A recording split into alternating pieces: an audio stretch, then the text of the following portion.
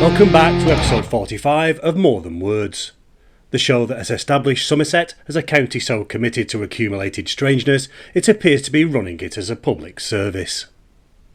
This week, a clergyman who accidentally jump-started modern chemistry in a Wiltshire country house, a Saxon church that spent centuries moonlighting as whatever the village needed, and a Somerset crossroads named after a 17th century rogue whose crimes were so enthusiastically varied that the parish decided the safest burial spot was directly under the traffic. Expect a village preserved within an inch of its life where every doorway looks like it's waiting for Judi Dench, a pub that ditched their bar counter 2 centuries ago and never looked back, a Mendip hillside that guides you through a nursery rhyme fatality like a stone-carved storyboard, and a town with a frankly deranged Seve, Babysham, the nation's oldest prison, the Magna Carta's wartime bolt hole, and the father of John Lewis. Think a country house discovery that finally decoded air meets a crossroads with a 17th century skeleton in it. Narrated by someone who watched a golf ball blast out of a Spanish villa, tour a Roman domus, halt inches from triumph, and then lose the whole in a judgment so unjust it should be appealable to The Hague.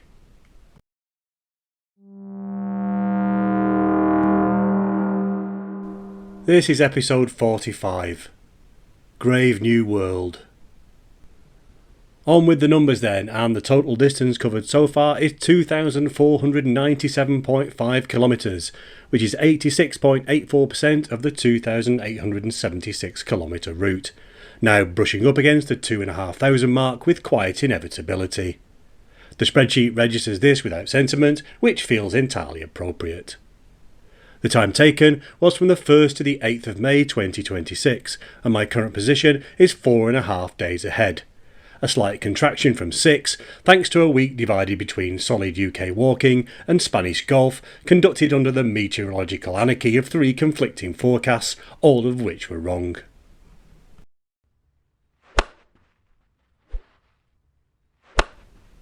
IRL. Thank you very much. Having spent stage 44 mainly eating things your doctor would file under absolutely not, while pretending you were walking them off with a gentle ramble through the English countryside, stage 45 transports us back to Spain. More specifically, back to stage 16, where I first introduced the annual boys' golf trip. A tradition so enjoyable, we immediately broke the terms and conditions of the word annual by doing another one.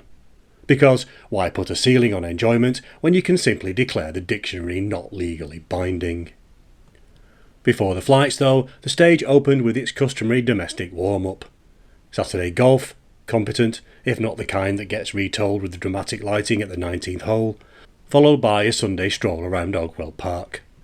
I covered Oakwell in stage 37, so in the interest of not repeating myself more than I already have for the past 10 months... Wow, is it really 10 months? I refer you back there. And look at that, I've repeated myself again. It's a gift. Then came the joys of Ryanair with the lads in tow, bound for Alicante in that unique formation of middle-aged male chaos. Golf clubs, paracetamol for both the joints that complain and the nights that get out of hand, and the sort of optimism normally found in golden retrievers. 4 days of sun, sand and shanks awaited. The sand arranged into bunkers with a quiet confidence of something that knows it'll be seeing us repeatedly. The highlight of the flight was being allocated the window seat, a privilege I almost never receive when travelling with Mrs. W. Sadly, Ryanair's interpretation of window was a slab of beige plastic where a window should have been, which offered all the scenic value of a Tupperware lid. I assume the actual window was available for an additional $14.99 plus booking fee plus a surcharge for daring to look outside. The first couple of days produced golf that can be charitably described as a work in progress. But here's the truth about golf in Spain, and anyone who's played it will confirm this. The quality of your ball striking becomes considerably less relevant when you're wandering down lush green fairways with the sun on your back and a warm breeze blowing gently across your niblick. Mediocrity feels practically aspirational. There are always a couple of incidents on these trips that get retold at the evening's hospitality, usually with increasing embellishment and decreasing accuracy. But on day 2 at Alicante Golf Club, one of our party, who shall remain anonymous but I shall call Paul, for that is his name, produced a feat of scoring so improbable it deserves its own documentary. Alicante Golf Club is tight. Seve Ballesteros designed it inside a well-to-do estate of villas and holiday homes, in the manner of a man who felt that property boundaries were, at best, a suggestion. On the 14th, Paul hit a hook so extravagant it could have been choreographed. The ball soared into someone's villa, bounced off a wall or patio or possibly a priceless outdoor sculpture, and then, apparently defying the laws of physics, launched itself back onto the fairway in what Paul would describe as A1 position and what any reasonable observer would describe as an affront to the sport. His third shot into this par 5 landed in what looked like a decorative rocky feature, pinballed around like a rogue shopping trolley in a multi-storey car park, and came to rest just short of the green. 2 points secured for his team, a result that can only be described as deeply offensive to the concept of justice. As we approached the final resting place of his third shot, the rocks revealed themselves not to be rocks at all, but the 1st century BC Roman villa ruins that Alicante Golf Club has casually threaded straight through the middle of the 14th hole. Not fenced off, not signposted, just there. A UNESCO adjacent hazard.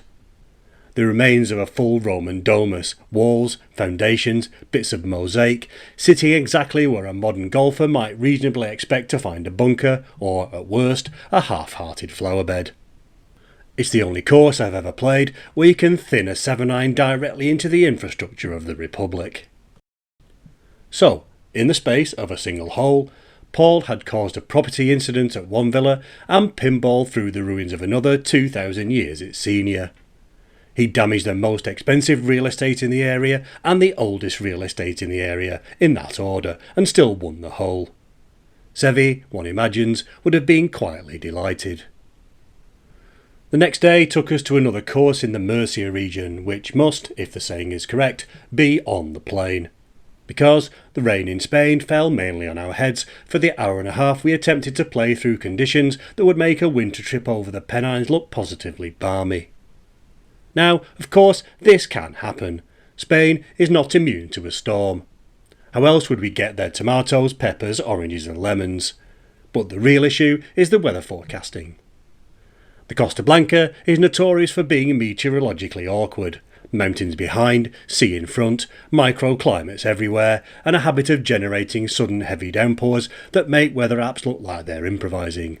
Which, to be fair, they are. 3 apps gave us 3 different predictions. Maybe a few showers, constant rain, and biblical.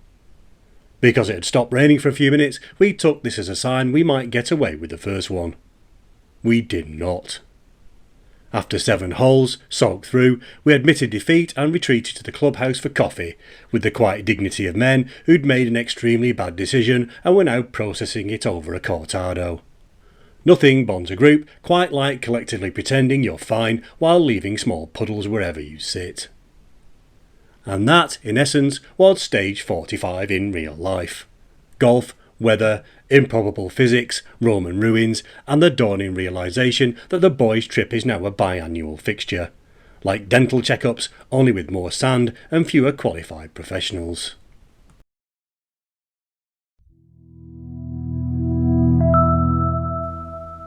Virtual Insanity Stage 45. Derry Hill to Canard's Grave. This stage begins at Derry Hill, a polite Wiltshire village perched on the edge of the Bowen estate and harbouring, if you know where to look, one of the most consequential scientific discoveries in human history. From there, we drift south through Lacock, a village so photogenic it feels less like a real place and more like the BBC's costume drama stockroom with the parish council attached. Then it's on past a clutch of hamlets so rural they only appear on maps if the light catches them at the right angle. We pause reverently at Great Chalfield, one of the finest medieval manors in England, the sort of place that makes you want to lower your voice and pretend you understand heraldry. Then we push through Bradford on Avon, a town that once misplaced a Saxon church for several centuries and only noticed when someone finally looked up and said, "Hang on, that wasn't here yesterday." Crossing into Somerset, we call at Norton St Philip, whose principal contribution to civilization has been serving ale continuously since before the Black Death, a track record most modern pubs would kill for, ideally without the plague tie-in. Further south, Falkland offers one of the country's last surviving pubs with no bar counter, a sort of museum exhibit for people who like their cider dispensed directly from a window. While Kilmersdon cheerfully claims to be where Jack and Jill met their fates, and Holcombe goes one better by suggesting it gifted the world ring-a-ring-a roses. Somerset, as ever, treats folklore like a competitive sport, and it's playing to win. We conclude at Shepton Mallet, home of Babysham, Britain's oldest operating prison, and more historical tomes than you'd reasonably expect per square mile, before arriving at our final destination, Canard's Grave, which does exactly what it says on the tin. It is, all told, a stage of remarkable invention, improbable pubs, and a steadily rising body count. Marvellous. Heir apparent. We start this stage in Derry Hill, which, to be brutally honest, doesn't look remotely like the sort of place where the modern world began. It sits on a polite Wiltshire slope, peering down at the A4 like a bored teenager watching traffic from a bay window. The Bowood estate presses up against it, all landscape serenity and aristocratic tidiness, and the village itself feels curated rather than grown. The inevitable result of 19th century estate planning, where even the hedges seem to have signed a behaviour contract. But none of that is the headline.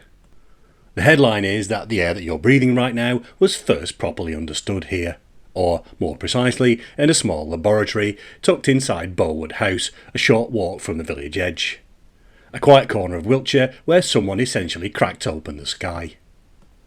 On the 1st of August 1774, Joseph Priestley, polymath, Unitarian minister, Enlightenment overachiever, and a man who never met a small animal he didn't want to put in a jar, heated red mercuric oxide with a burning lens and released a gas that made candles burn brighter and mice live longer. This was oxygen, though Priestley, loyal to an older theory, saddled it with the sort of name only a chemist could love: dephlogisticated air. Which sounds less like a breakthrough and more like something you'd contract after spending too long in a Georgian cellar. Bowood's own account describes Priestley's life on the estate. Hired in 1773 by Lord Shelburne as librarian and tutor, but effectively given free rein to experiment, publish and think in peace. His duties were minimal, which is 18th century code for do whatever you like as long as nothing explodes too loudly or stains the carpet. He used specialist instruments and improvised household objects, Enlightenment DIY at its finest, half laboratory, half kitchen drawer. And Priestley wasn't dabbling. He wasn't Doc Brown shouting about 1.21 gigawatts. He was calm, precise and terrifyingly productive. He published more than 150 works across science, theology, grammar and politics, and believed deeply in transparency. He documented his equipment and methods so others could repeat his experiments. A sort of Enlightenment GitHub, but with more mercury and fewer arguments about version control. The broader scientific context is well established. Priestley isolated oxygen in 1774, misinterpreted it, and inadvertently kicked off the chemical revolution. Lavoisier repeated Priestley's experiments, named the gas oxygen, and correctly described its role in combustion and respiration. Priestley, certain the French had got it wrong, stuck with phlogiston. Essentially, the idea that everything contains a kind of burning juice that leaks out when you set it on fire, which sounds less like chemistry and more like a toddler describing a barbecue. He defended it long into the new century, like a man refusing to admit he's lost a TV remote. But the Bowood moment, the actual isolation of oxygen, is the hinge. It is, by any measure, one of the most important experiments ever conducted in a country house. National Trust properties are usually good for a tea room and a gift shop. This one accidentally reinvented breathing. Priestley's life after Bowood reads like a cautionary tale about being too clever and too opinionated at the same time.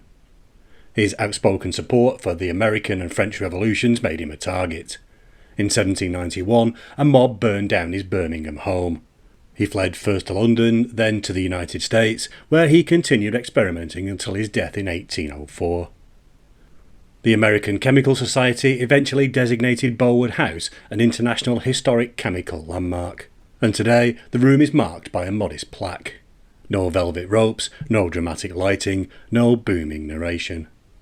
Just a quiet sign in a quiet house in a quiet village, acknowledging the moment the world's understanding of air changed forever. It's almost aggressively understated, like labelling the moon landing with a post-it note. The rest of Derry Hill is pleasant supporting scenery. The Golden Gates, designed by Charles Barry in the 1830s, still stand theatrically at the estate entrance. The Lansdowne Arms remains the estate-approved pub. Christchurch keeps its Gothic spire pointed skyward as if hoping to catch better Wi-Fi. All perfectly charming, all perfectly secondary, because the real story, the one that makes Derry Hill more than a well-behaved incline, is that a man in a small room here once cracked open the air and discovered what was hiding inside it. Photo finish. Lacock is a sort of village that looks like it's been held in a gentle time-out since the 18th century. You walk in expecting to see a film crew, or, at the very least, a bonneted extra carrying a basket of turnips, because the whole place feels like a BBC period drama that accidentally became self-aware. The village sits on a medieval grid, 4 neat streets of timber-framed houses, stone cottages, and the kind of architectural consistency that suggests someone once issued a memo reading, "Absolutely no modern nonsense, thank you."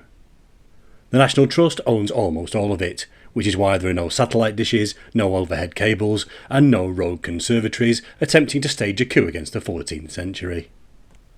Lacock began with Ela, Countess of Salisbury, who in 1232 founded Lacock Abbey, because in the Middle Ages, if you were a powerful widow with land and a sense of purpose, you either built a religious house or launched a minor civil war. The abbey prospered on wool, prayer, and the kind of orderly monastic life that would later make it irresistible to Henry VIII, who did his usual 1539 routine and handed it to Sir William Sharrington, a man whose CV included Vice-Treasurer of the Bristol Mint and spectacularly caught embezzling from said mint. He added some Renaissance flourishes and somehow avoided execution, which, in Tudor England, was basically the equivalent of receiving a glowing LinkedIn endorsement. The Talbot family took over in the 18th century, adding Gothic touches and eventually producing William Henry Fox Talbot, a man who read cuneiform for fun, dabbled in botany and astronomy, joined the Royal Society at 32, and then, almost as a side quest, invented the photographic negative. Which means Lacock is not only a medieval village and a monastic survivor, but also the birthplace of photography.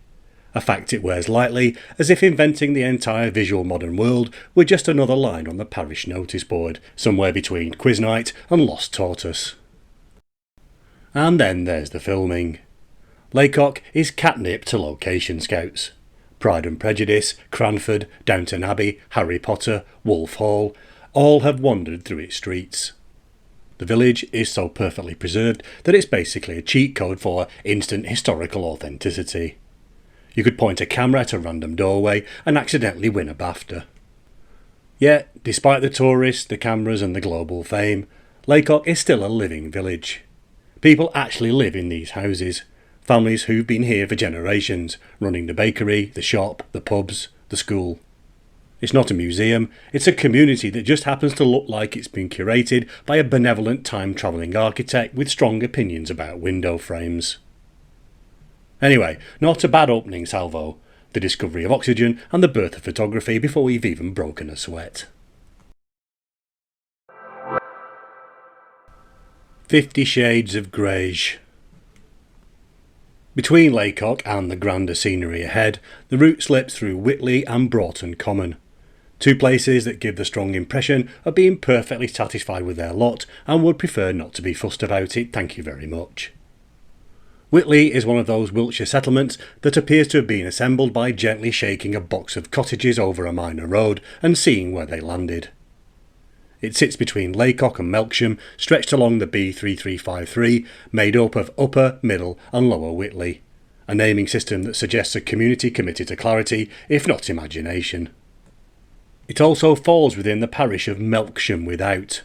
Without what, exactly, is never specified, though the name carries the faint energy of a place that misplaced something important and decided to style it out. Its history goes back to the 13th century, when the manor was first noted, and the name, White Clearing, sounds poetic right up until you realise it's basically about chalk.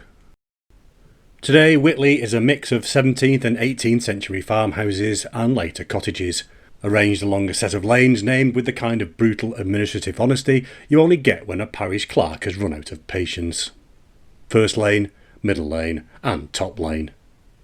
It's less a naming convention and more a filing system. You half expect to find miscellaneous lane round the back with a single confused bungalow on it, wondering what it did wrong.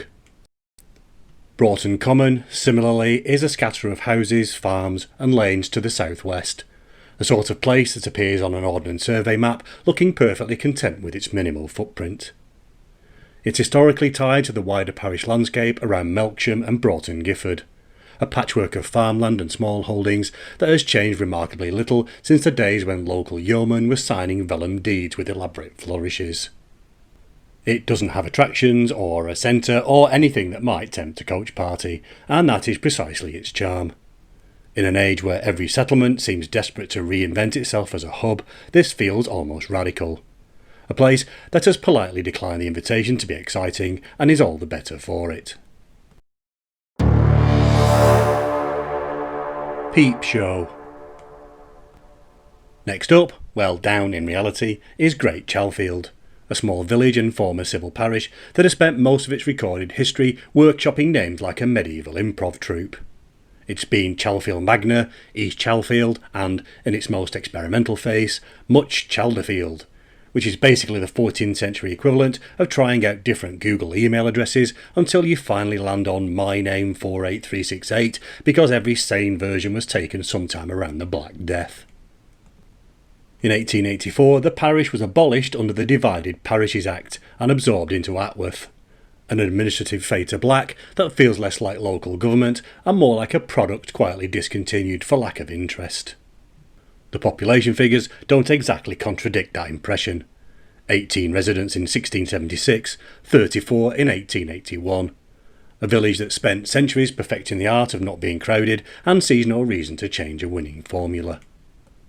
And then, in the middle of all this rural minimalism, sits Great Chalfield Manor, looming with the quiet self-assurance of a building that knows it's massively overqualified for its postcode. Built between 1465 and 1480 for Thomas Tropinell, clothier, lawyer and a man clearly untroubled by modesty, it remains one of the most complete late medieval manor houses in England. Even Nicholas Pevsner, who generally reviewed buildings with the emotional range of a damp tea towel, called it one of the most perfect examples of the late medieval English manor house, which is architectural historian code for "this is as excited as I get." The place is moated, gabled and finished with rooftop carvings of armoured soldiers, griffins, a dog and a monkey, because even in the 1470s someone clearly thought, this facade needs more everything. Inside, the great hall hides peepholes in its carved decoration, letting the Tropinells watch the room below. A detail that is, frankly, a bit creepy, though in that very English way where everyone pretends it's charming because it's old. The manor passed through various hands before landing in the early 20th century with Robert Fuller, an electrical engineer who hired Sir Harold Braxpear to restore the place so faithfully that even experts now have to squint to work out which bits are medieval and which bits are Edwardian.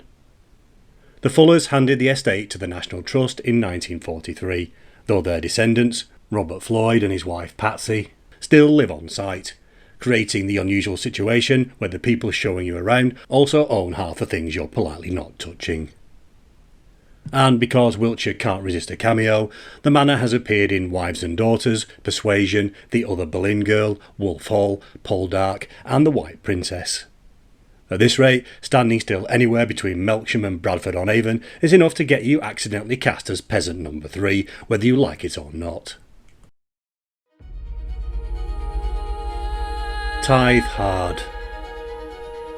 Bradford Lee sits a mile or so northeast of Bradford on Avon, the name helpfully spelling out the concept.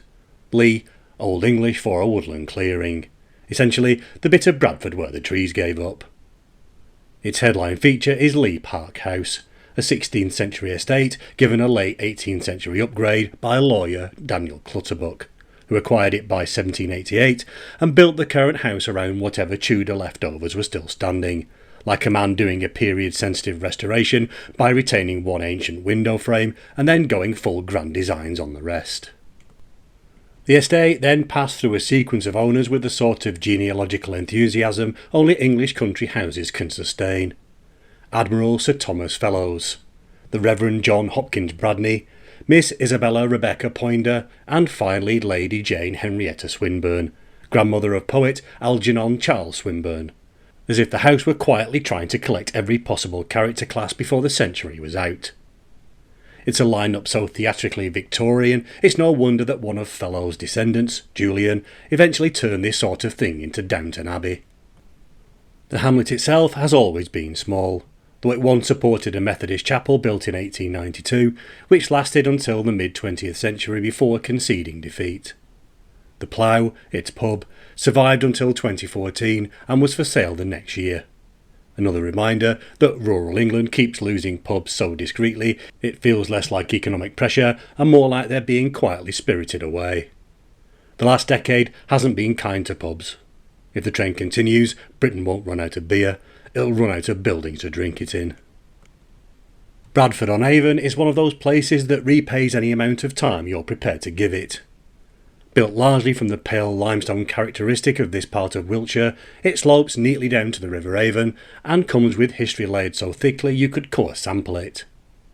Its name is disarmingly literal, Broad Ford on the Avon, and the earliest written mention appears in the Anglo-Saxon Chronicle, which records a battle here in 652 AD. The Romans were here long before that. Excavations at St Lawrence School have revealed the remains of a large Roman villa, complete with mosaic floors, which is the sort of thing that tends to complicate school sports days.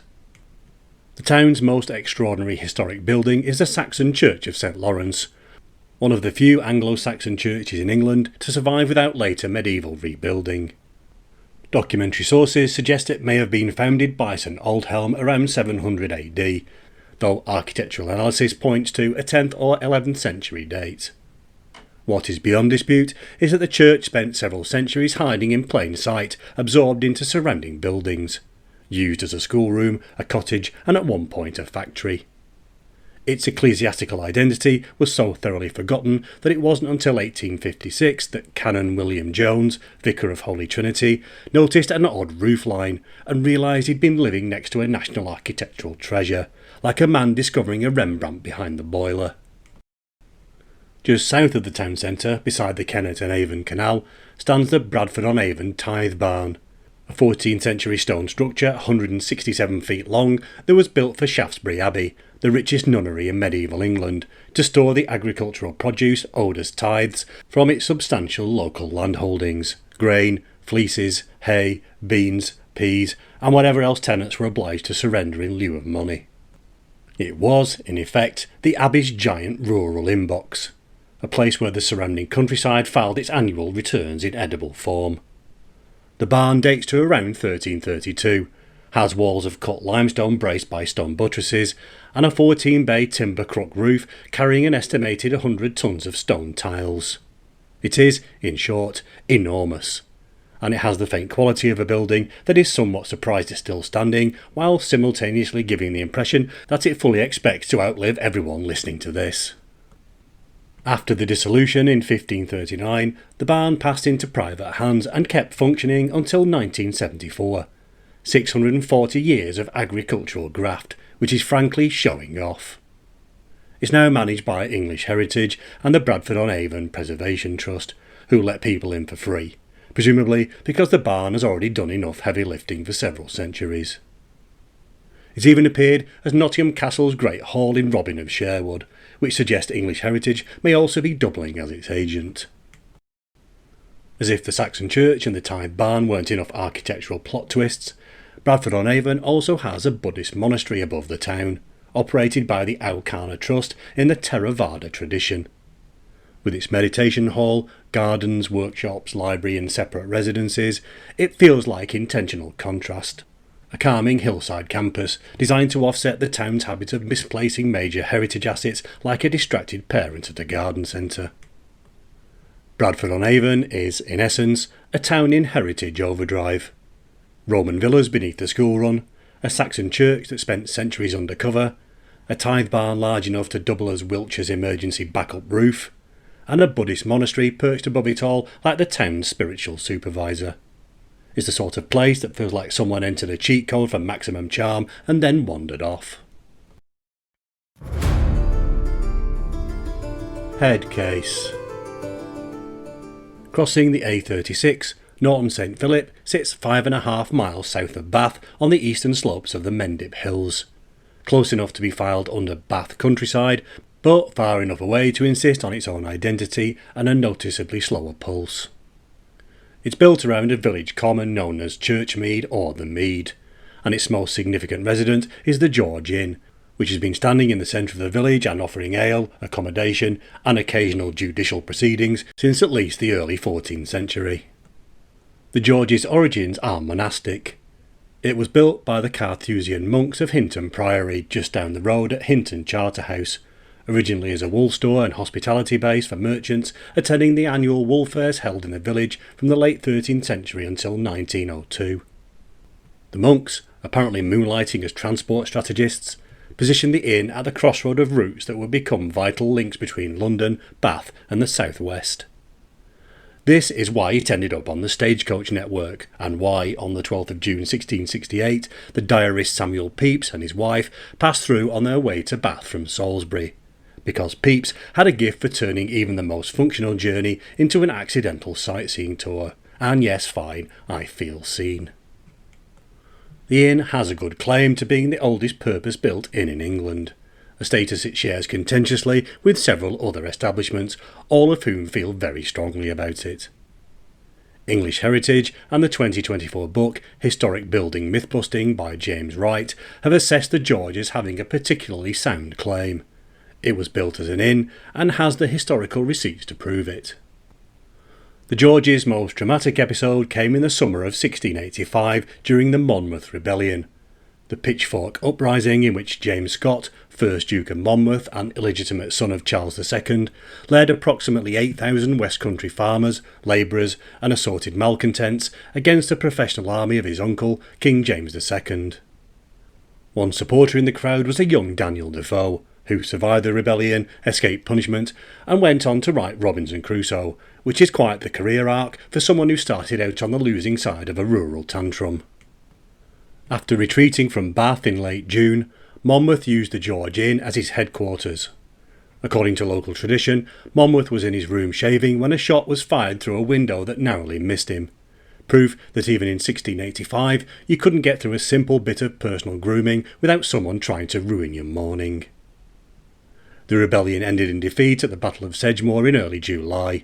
Monmouth was captured and handed over to Jack Ketch on Tower Hill, where the nation's most famously inept executioner proceeded to make such a hash of the job it felt less like a beheading and more like someone frantically mashing buttons on a device they didn't know how to operate. Contemporary accounts even suggest he had to resort to a butcher's knife to finish, which is never a phrase you want associated with your final moments. In the aftermath, Judge Jeffreys arrived in Norton St Philip, turned the George Inn into a courtroom, and conducted 12 executions on the village common as part of the Bloody Assizes, the travelling judicial roadshow where he processed rebellion suspects with the enthusiasm of a man trying to finish early and beat the traffic. Today, the George has a dungeon bar, a name that conjures centuries of history and also several modern scenarios the management probably didn't intend. Restoration work in 1998 uncovered 16th century wall paintings within the structure, proving that even 16th century walls occasionally come with bonus material. Cider hustle. From Norton St Philip the road drifts south into Falkland, which is not in the South Atlantic, doesn't have penguins, and has never once been the subject of a sovereignty dispute, unless you count two locals arguing over hedges. It sits in the old Somerset coalfield between Bath and Frome, and is significantly less likely to involve the Ministry of Defence, unless a Chinook gets lost and needs directions. Its most famous resident is also a pub, confirming the emerging pattern that Somerset is essentially a pub-based ecosystem with villages attached for administrative purposes. Tucker's Grave began life as a farmhouse in the mid-18th century before acquiring a licence in 1827, and it's changed so little since then that CAMRA has placed it on its national inventory of historic pub interiors, a roll call of pubs that have achieved historical significance largely by refusing to redecorate. The name recalls Edward Tucker, a local labourer who hanged himself in a nearby barn in 1747 and, under the customs of the time, was buried at the crossroads outside because suicides weren't permitted on consecrated ground. It is, by any measure, a bleak origin story for a drinking establishment, but Somerset has always been good at combining pastoral charm with a faint whiff of the Gothic. The interior is the real headline. Tucker's Grave is one of only 6 pubs in the entire UK with no bar counter.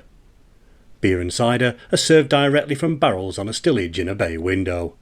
The landlord or landlady simply appears in the alcove and hands you a pint from roughly where a bar might be, if anyone had bothered to build one in the last 2 centuries. The taproom, meanwhile, contains what's thought to be the oldest painted pub lettering in Britain. Early 19th century script, preserved only because someone once covered it with another sign, proving that in Somerset, even the acts of casual bodging end up doubling as heritage protection.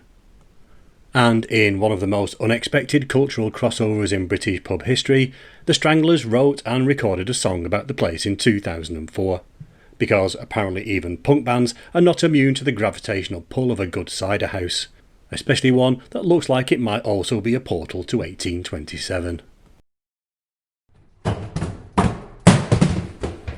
TripAdvisor. Literal edition. Kilmersdon sits on the northeastern slopes of the Mendip Hills, and has been around long enough to earn a line in the Doomsday Book, the medieval equivalent of being verified on social media, only with more taxation and fewer people trying to sell you collagen powder. Its name means Kinnamer's Hill, which is perfectly sensible for a village with a hill, if considerably less effective at luring tourists than the claim it's been pushing with increasing confidence for generations, that it's the original home of Jack and Jill. Because nothing says visit us like a centuries-old rhyme about 2 people catastrophically failing to negotiate a slope. The rhyme itself appears in print around 1765, in a reprint of John Newbery's Mother Goose's Melody, though Kilmersdon's preferred version of events involves a couple, unmarried teenagers, courting pair, choose your own adventure, who climb the hill between Ames Lane and School Lane to fetch water from a well at the top. The hill is steep, and the quarry at the summit, Badstone Quarry, had a habit of dropping rocks like a bored teenager. One day, according to the story, Jack was flattened by a falling boulder, while Jill bowed out shortly afterwards in childbirth or of a broken heart. Again, choose your folkloric weapon. The villagers raised their child, known as Jill's son, and local historian Martin Haller has pointed out that the surname Gilson appears with suspicious enthusiasm in the area, around 52 within 5 miles of the church and barely anywhere else, which is either compelling evidence or folklore trying, for once, to provide receipts and immediately overdoing it. Kilmersdon doubled down on its claim with a millennium restoration of the well and the installation of 6 stone markers up the hill, each carved with a line from the rhyme, essentially turning the entire slope into a guided tour of impending calamity. You can now climb the hill accompanied by a running commentary of your own potential misfortune, which is a level of narrative commitment most villages never achieve.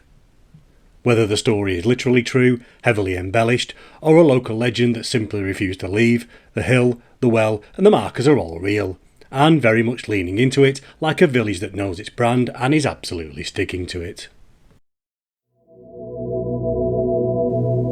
Dead Ringer. Between Kilmersdon and Holcombe, the lane passes through Chanton, so emphatically minor that even the internet seems to look the other way when you ask about it. This is not a place with a parish council, a village sign, or a Wikipedia page. It's the geographical equivalent of a buffering symbol. Type Chanton Somerset into Google and the best it can offer is a Chinese takeaway called New Canton near Taunton. 4 stars apparently, excellent Mongolian mixed vegetables. Which is Google's way of saying, look mate, even we can't help you with this one. Holcombe, however, is a different matter entirely. The point on this route where the tone shifts from quiet Mendip amble to BBC 4 documentary about human frailty.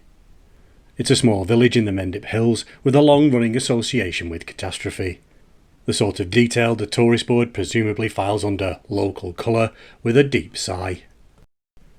At the edge of the modern village stands the old church of St Andrew, a late Saxon early Norman structure rebuilt in the 15th and 16th centuries and now a Grade 2 star listed building in the care of the church's Conservation Trust.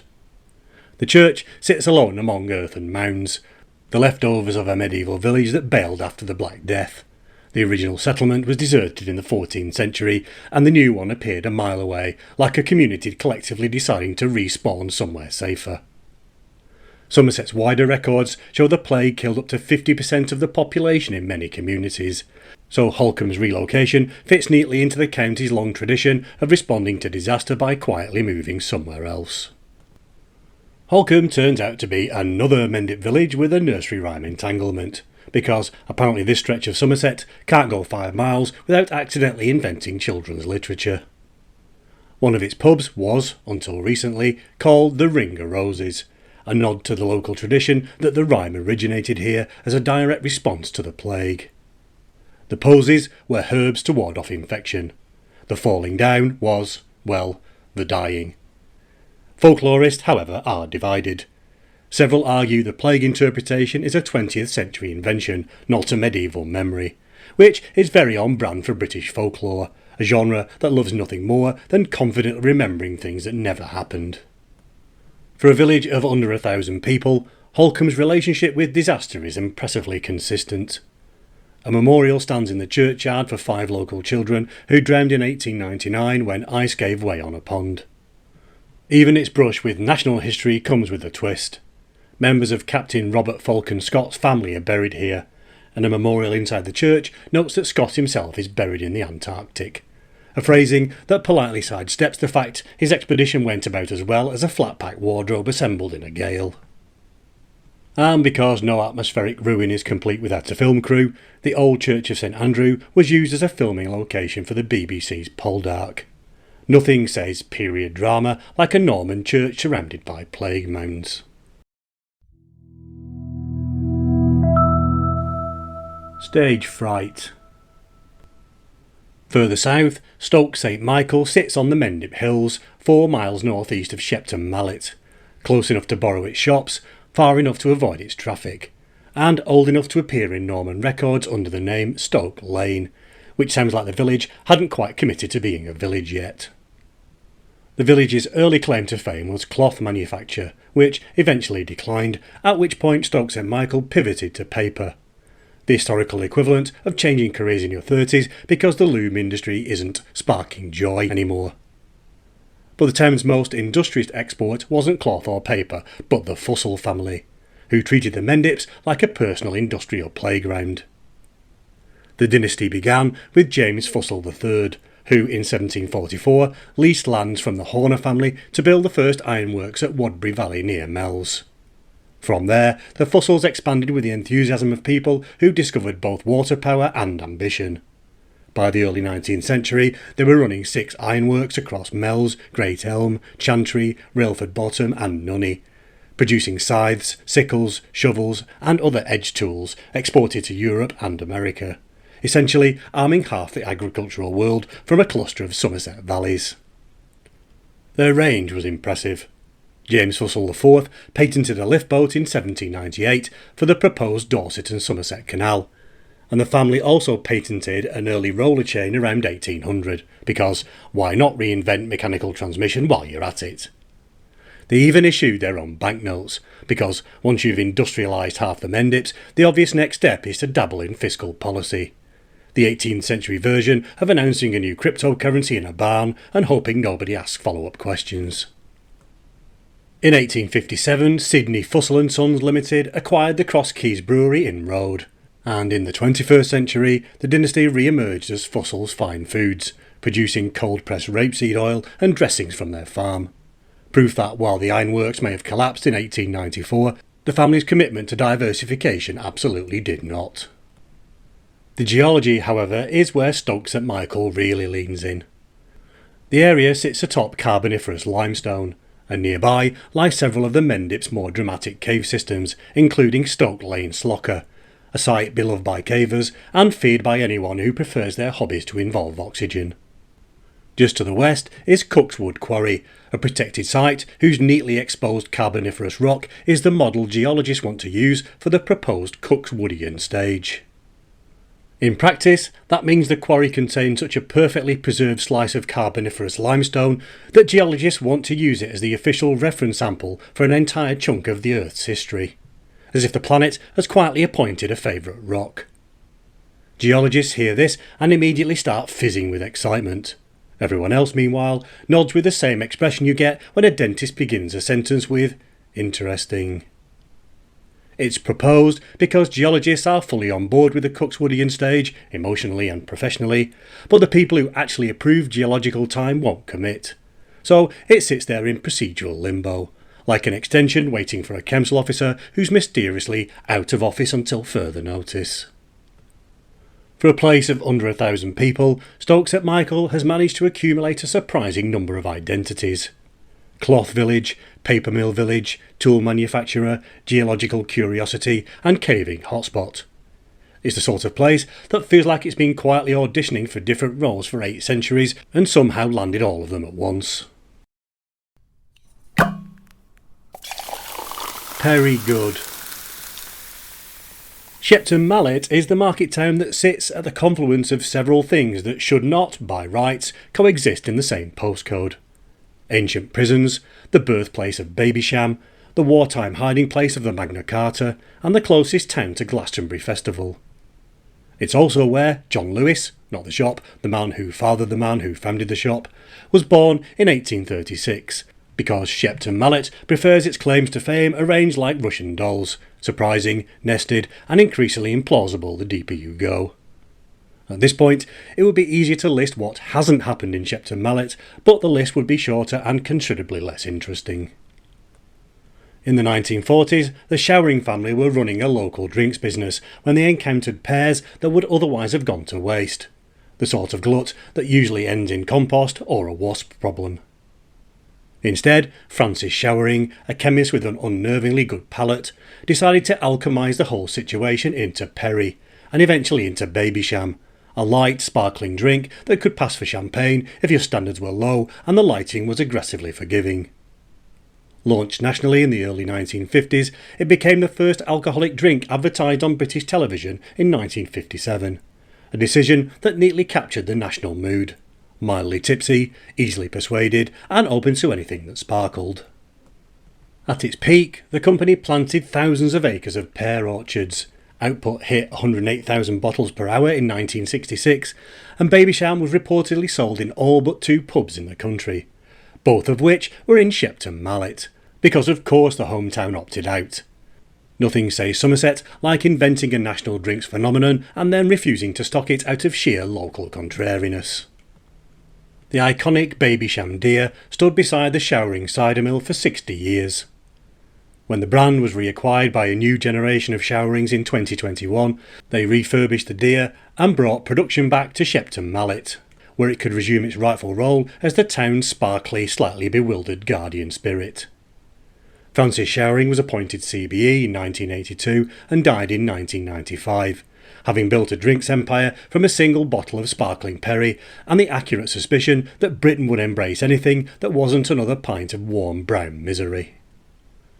Babysham alone would have been enough eccentricity for most towns, but Shepton Mallet, never knowingly undercommitted, had already tried its hand at industrial ambition on a much grander scale.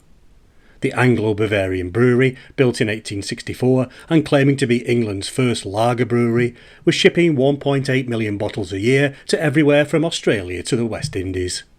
The building still dominates the western part of town, doing nothing in particular, but doing it with architectural confidence. HMP Shepton Mallet, founded in 1625, was the oldest operating prison in the UK until it finally shut its doors in 2013. Prisons are clearly not designed to be comfortable, but conditions during the Civil War were catastrophic. In 1773, a parliamentary inspector found prisoners expiring on the floors in loathsome cells of pestilential fevers, which is the sort of review even TripAdvisor would struggle to sugarcoat without resorting to euphemisms like authentically atmospheric. By World War II, the place had diversified in the only way a centuries-old prison really can, by becoming a top-secret storage unit for the nation's most precious documents. The old women's wing suddenly found itself babysitting the Doomsday Book, Magna Carta, the HMS Victory logbooks and the Munich Agreement, a collection that reads like the British Museum's panic packing list. Meanwhile, from 1942 to 1945, the rest of the prison was handed to the US military, who proceeded to execute 18 servicemen there following court-martial convictions, because apparently the building hadn't accumulated enough historical bleakness already. And just to round things off, the prison also briefly held the Cray twins, as if padding its CV with one last notorious internship. Shepton Mallet is also the closest town to Glastonbury Festival, which is either a selling point or a 3-day annual migraine, depending on your tolerance for tents, bass lines and people who say vibes without irony. Nearby, the Royal Batham West Showground hosts one of the oldest agricultural shows in England, founded in 1777. This means Shepton Mallet may, in any given year, simultaneously host prize cattle, artisan cider, world-famous musicians and a queue of camper vans stretching roughly to Bath.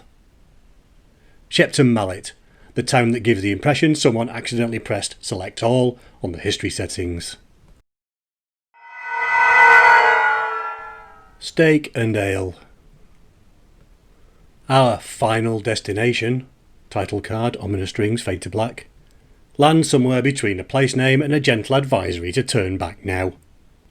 Canard's grave, perched on the southern edge of Shepton Mallet, is exactly what it claims to be, a crossroads named after the man buried under it. No euphemism, no softening, just Somerset embracing a medieval version of say what you see, even when what you see is a corpse under a crossroads. The man himself, Giles Canard, occasionally rebranded as Tom the Taverner, was a 17th century publican who seemed determined to unlock every available crime achievement in Somerset.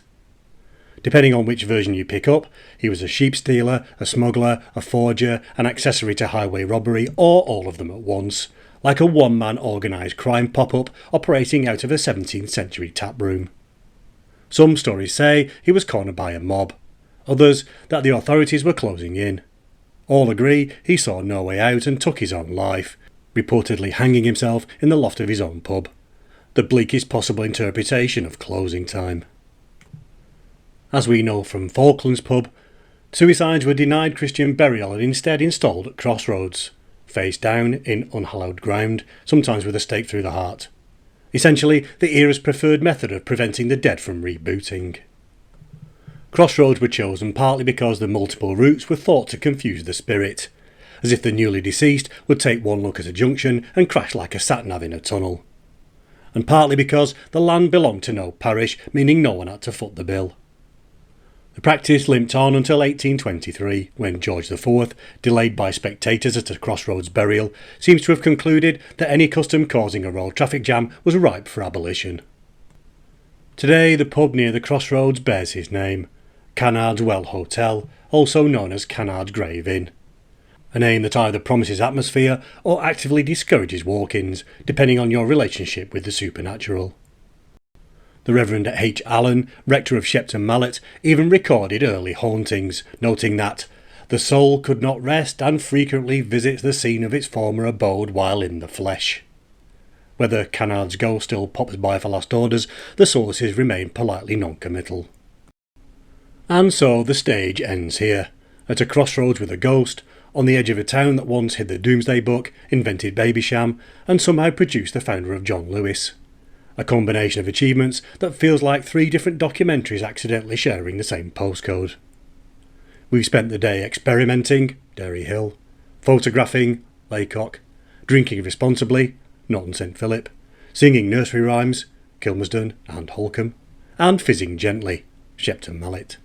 Only to end up here, at the crossroads where a 17th century publican's extracurricular activities finally caught up with him, and the parish collectively decided, thank you for your application, but we will not be proceeding to a churchyard burial at this time.